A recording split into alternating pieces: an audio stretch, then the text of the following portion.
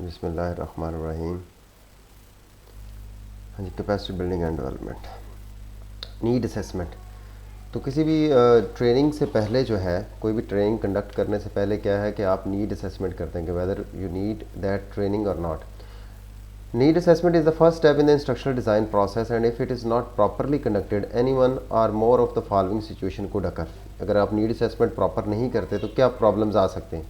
Training में be incorrectly used as solution to performance problem when the solution should deal with employee motivation, job design or better communication of the performance expectation। यानी आप training एक develop की है लेकिन performance की कोई सी, चाहे मोटिवेशन का मसला है या जॉब डिज़ाइन का, लेकिन आपने चूँकि प्रॉपरली डिज़ाइन नहीं किया सोल्यूशन को या असेस नहीं किया नीड को, तो वो हो सकता है कि आपकी वो यानी आपकी ये सारी फिटाल चली जाए, कोई यानी उसका फ़ायदा ना हो। ट्रेनिंग प्रोग्राम्स में have the wrong content, objective और मेथड्स। यानी आपने जो ट्रेनिंग प्रोग्राम डिज़ाइन किया है उसके कंटेंट, या फ़र्ज़ करें आप ट्रेनिंग दे रहे हैं कॉल सेंटर एम्प्लॉइज़ को और देनी है प्रोडक्ट से रिलेटेड, प्रोडक्ट इन्फॉर्मेशन और उससे रिलेटेड चीज़ों का, लेकिन आप ट्रेनिंग जो है वो दे रहे हैं यानी उसके ऊपर के इसको यानी फ़ोन के ऊपर उनसे बिहेव कैसे करना है, ठीक है, हैंडल कैसे करना है क्लाइंट को, तो प्रोडक्ट की इन्फॉर्मेशन उसका मेन पार्ट ही नहीं है।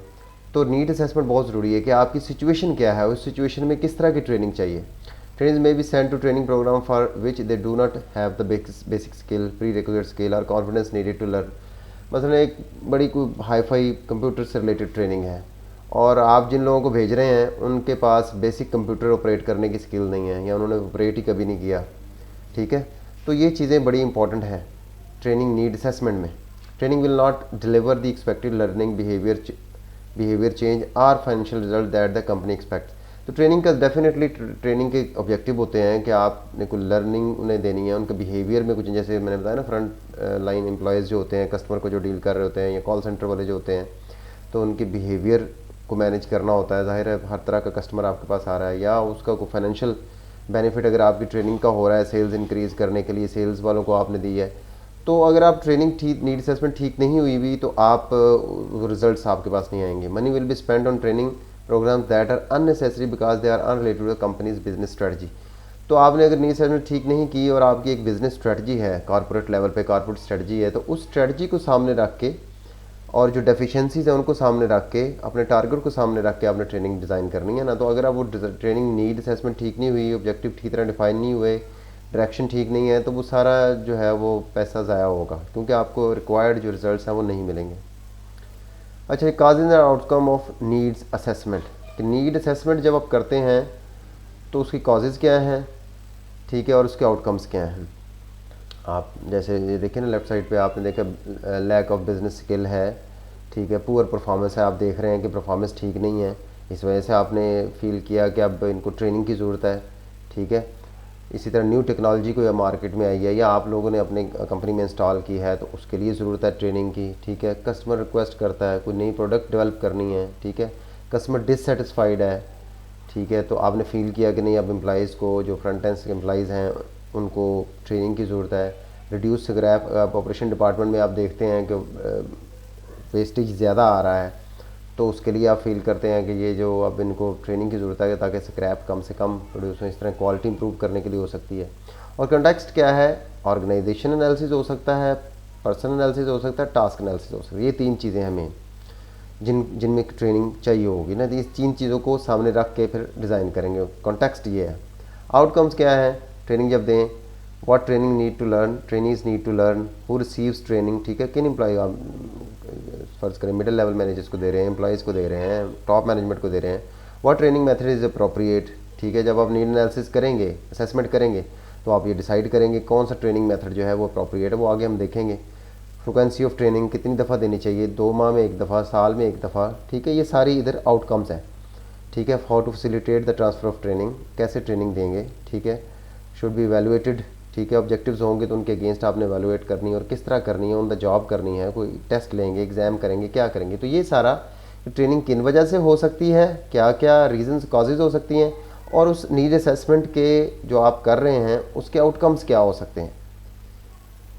अच्छा जी, की concerns of company leaders, mid level managers, trainers and employees in the need assessment, ठीक है। अच्छा जी, ऑर्गेनाइजेशन एनालिसिस में कंपनी लीडर का क्या कंसर्न हो सकता है कि इस ट्रेनिंग इंपॉर्टेंट टू अचीव और बिजनेस ऑब्जेक्टिव। जो कंपनी के लीडर्स हैं जो टॉप लेवल पे हैं, ज़ाहिर है उनका तो जो कॉर्पोरेट ऑब्जेक्टिव्स हैं हमारे उनके कॉर्पोरेट गोल्स जो हैं वो उनके लिए इंपॉर्टेंट है ना, वो तो डे टू डे एक्टिविटीज़ को डील नहीं कर रहे। How does the training support your business strategy, ठीक है।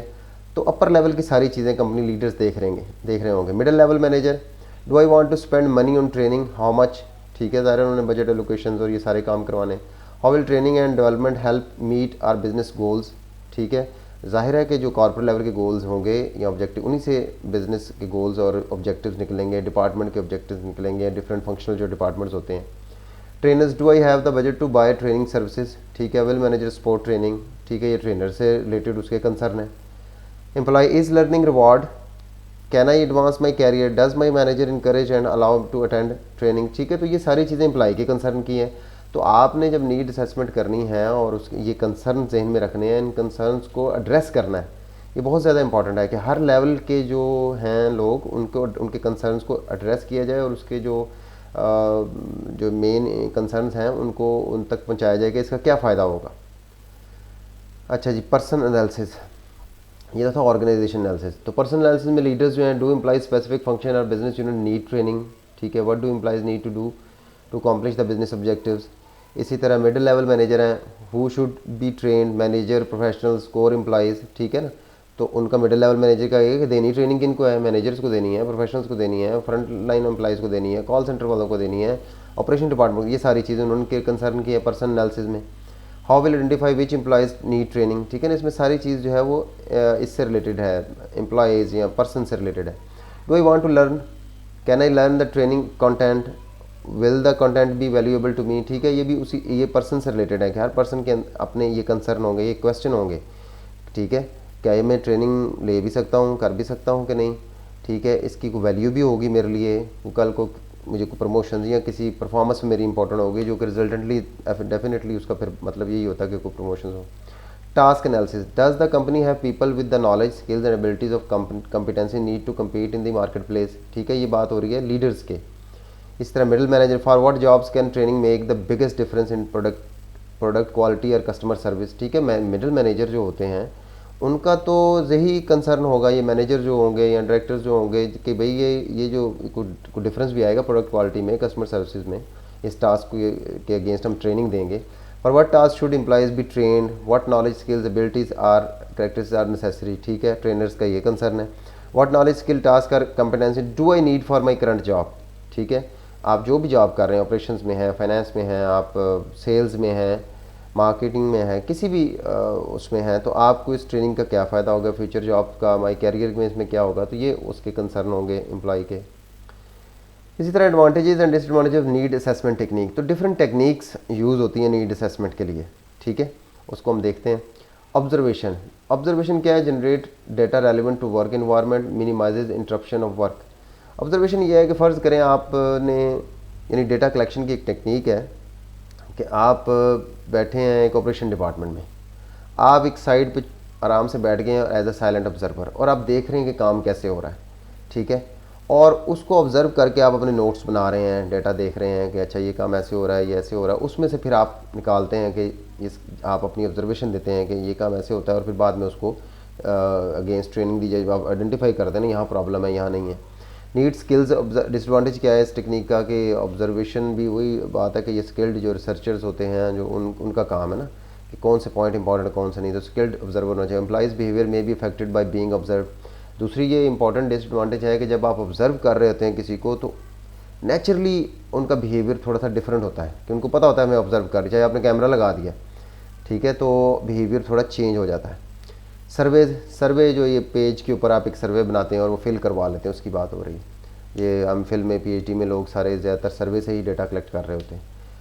इनएक्सपेंसिव है, फ़ोटो कापी है एक, और आपने सिर्फ वो सेंड करनी है और उस पर फिल करवा लेना। Can collect data from a large number of person, इसका फ़ायदा ये है आप फ़र्ज़ करें आपके 2000 एम्प्लॉई है, सबको आप भेज सकते हैं। ऑब्जर्वेशन तो आप नहीं ना हर जगह जाके, तो अगर डिपार्टमेंट मुख्तलिफ जगह पे हैं और चीज़ें हैं तो इससे नहीं कर सकते। डेटा इजीली समराइज, तो इसको समराइज़ करना आसान है क्योंकि इसको जर्नली क्या कर दिया जाता है, हार्ड कोड कर दिया जाता है, कोई नंबर्स लगा दिए जाते हैं, ठीक है। तो फिर नंबर एक्सेल में आप एंटर करके उसको एनालिसिस कर लेते हैं। रिक्वायर्स टाइम, ठीक है। ज़ाहिर ये भेजना है, आपने सर्वे भेजने हैं 2000 एम्प्लॉई को, तो 2000 एम्प्लॉई ने फिल करके वापस भेजना, तो बड़ा लंबा यानी procedure. Possible low return rate, in appropriate responses, sometimes ये होता है कि लोग मतलब भेजते हैं तो वो प्रॉपर उसको रिस्पॉन्ड नहीं करते।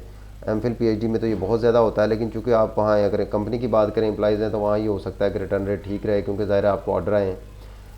कई दफ़ा लोग उसको प्रॉपरली फिल ही नहीं करते, आपको क्वेश्चनियर देख के पता चल जाता है, क्योंकि क्वेश्चन में इस तरह की चीज़ें ये सर्वे में डाली जाती हैं क्रॉस चेक करने के लिए कि एक क्वेश्चन है उसको एक अंदाज से पूछा है और नीचे जाके उसी क्वेश्चन को एक और तरीके से पूछा गया है, तो उसके उस इन डिफरेंट टेक्निक्स लगा के वो चेक कर लेते हैं कि एम्प्लॉई ने या जिसने भी रिस्पॉन्डेंट ने सर्वे प्रॉपरली फिल किया, पढ़ा भी है कि नहीं, तो इसकी डिफरेंट टेक्निक्स है वो यूज़ की जाती हैं।